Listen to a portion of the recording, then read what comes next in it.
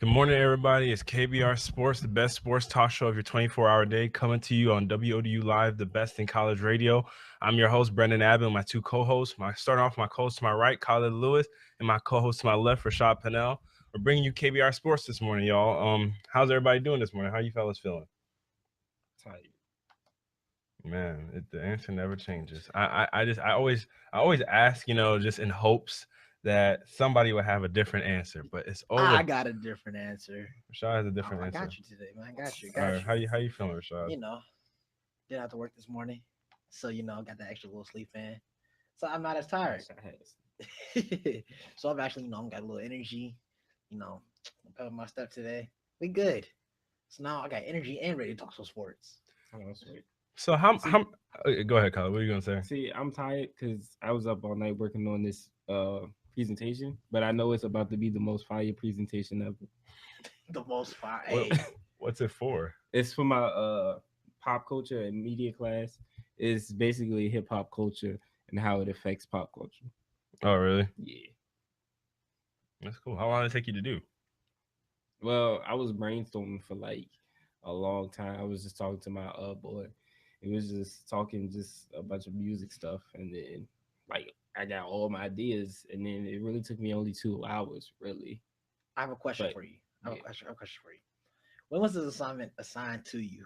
This was assigned, I wouldn't say a week or so ago. No, yeah. And you'll stand up all night working on it because you pushed it to the day before. Well, see, I've been working on it, but the thing is, you see, people, that's what you don't do. I've been working on it this whole week. That's why I didn't go out this weekend, and like it was just I couldn't like get no real clear points. So then when I had the conversation with my boy, it just like everything just fell through. Like I got all my points right there.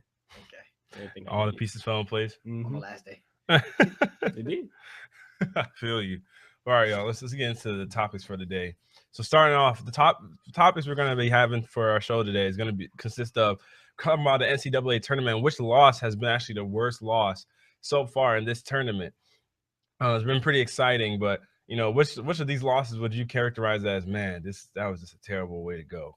And then we'll get into the Spurs finally be able to be in the first elite team to prevail over the Golden State Warriors, and they continue their home winning streak.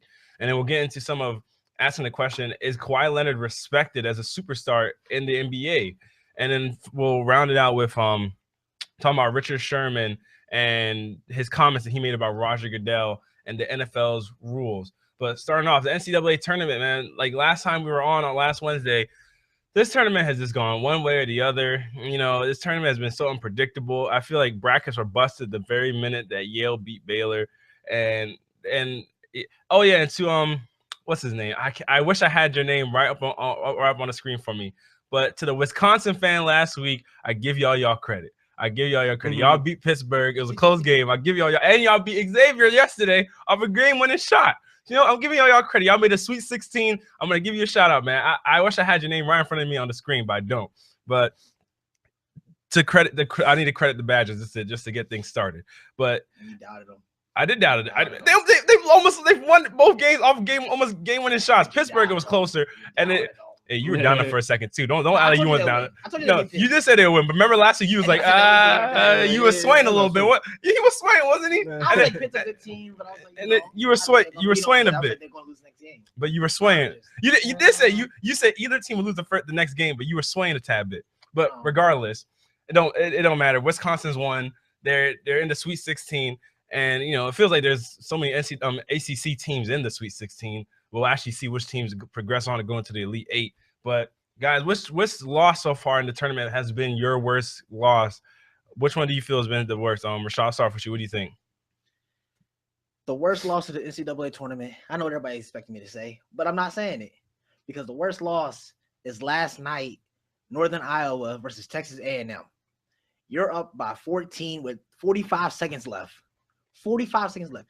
Bohannon goes out the game. You're number one inbounder, and after you break down, and number 4, whoever you are, you're the worst excuse of a big man ever. I don't know if you lost your basketball skills like Charles Barkley did in the movie, because that's exactly what you did.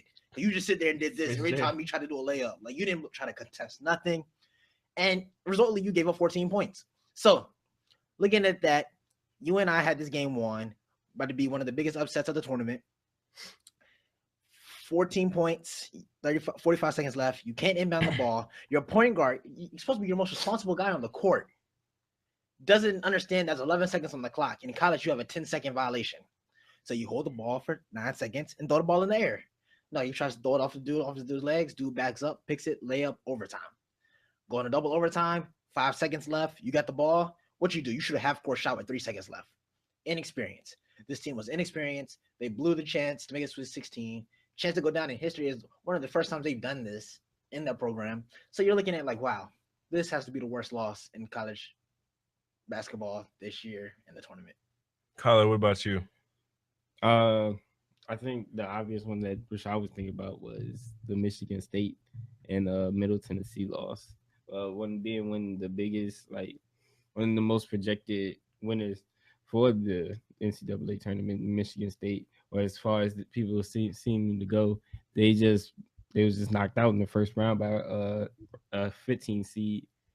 And it was just, I guess, it just destroyed people's brackets all across the country. People were not expecting this. They had them going so much further, and that's just the level of skill that they have and how far that they made it. The fact that they got basically the most wins, the better record in the entire country, but then they lost when it came to game time against Middle Tennessee. So I think that might be a bad loss for them. I agree. I feel as though that definitely was the loss that busted a lot of brackets. But as far as worst loss, like I mean, I guess it depends on what criteria you want to talk about. 'Cause I feel like you went under the criteria of biggest upset, whereas I feel as though he went in the direction of he feels as though most incompetent loss, sort of. I feel like the worst loss probably was the Texas loss to Northern Iowa, because that heave, like it was such a tough contested game. It went back and forth and everything, but to lose off of a half court heave, it's not even like Wisconsin's Xavier shot, because I mean that man, he shot a fadeaway three, and I mean that's a shot that it's not a high percentage shot, but sometimes it's possible to hit it. You know what I mean? But a half court heave, that's a shot based on luck. You know what I mean? And he said it. He said, I just threw it up and I hope to win it. But you know, the funny thing is, against Texas A&M, I guess he tried to recreate the same magic. Exactly. And I don't know. With 3 seconds on the clock. Yeah, I don't know why. Because I think they inbounded it with initially 5 seconds. 5.9 seconds. Yeah. And then he dribbled up to half court and then he just heaves it. I was like, what? And then Texas A&M gets another chance to shoot the ball. And then I was just like, so if Texas A&M would have hit that shot, you know how destroyed he would have gotten the media for shooting the shot. I mean, they still went on to lose, but he could have at least even got to the 3-point line. He had an extra 3 seconds because the Texas A&M guy, Texas A&M guy got the rebound and still shot the ball to full length of the full court. So, I mean, that's a loss that comes to my mind.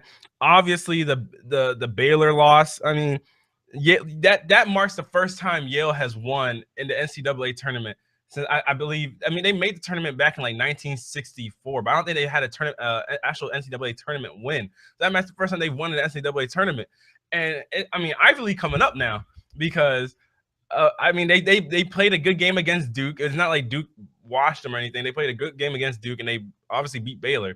And it was funny to see that clip of the Baylor player saying, when they asked him how did you guys get out rebounded, he was like, they jumped up, they grabbed the ball, whenever the ball was in the air, they grabbed it, they came down with it, and that's how they out rebounded us. And it was just such a sarcastic answer. Like, I mean, obviously that's how they got rebounded, but. And so I feel like that was a tough loss to swallow. But I mean, so if we look at the criteria, so you would say, would you guys agree that the worst upset was the Michigan State? Yeah. Oh, that's the biggest upset. So then what would be the would you still stay with your pick for worst loss? Yeah, because it's see you like, all right, so this is how I feel like this all criteria are. You have the most heartbreaking loss. You have the biggest upset. What kind of? I guess that's a heartbreaking loss too, because I mean Michigan State is winning the championship, and then you have a team that broke down with 45 seconds left in the game.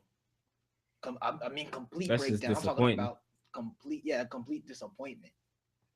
So I don't know what the criteria is for. Yeah, it for was a kind of worse rough loss one when I saw because it too. pretty much all of those losses were pitiful. Mm-hmm.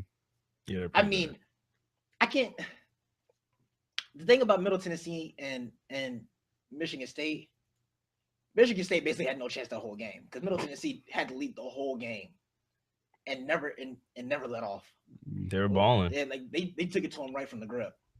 Texas and Northern Iowa, you look at that like anything could happen. He would have made it. Texas would have missed it. Texas would have won. Made it. Northern Iowa won. This loss, there should be no reason they should have lost, but they did. So I'm just like, it's. Wait, which loss are you talking about? Northern Iowa and Texas A&M. There should be no reason they lost that game. Man, to allow a comeback like that, I think the run was like 23-6 or something like that. That's ridiculous. Tracy McGrady was on that team last night. It was a run that they almost tripled their points. Yeah, it was a crazy run, and you just see the plays out. Northern Iowa broke down late in the game last night. It was crazy. But it's crazy to see how important an inbounder is. Yeah, because when he came back in overtime, breaking that press was no problem for them. Mm-hmm. But it shows you like what one player can do for your team, and when he went out for the end of the fourth quarter or end of the second half, it's crazy. It changed it completely. Yep, it's crazy, but. All right, we're going to move on. But also for those of everybody that wants to join in on the debate, call in at 757-683-4405 and also tweet us at KBR_sports so we can see your comments and read them live during the show. And so you can get your intake on the topics we're talking about today and also to help give us topics for next week's show. But moving on, staying in basketball, actually, we're going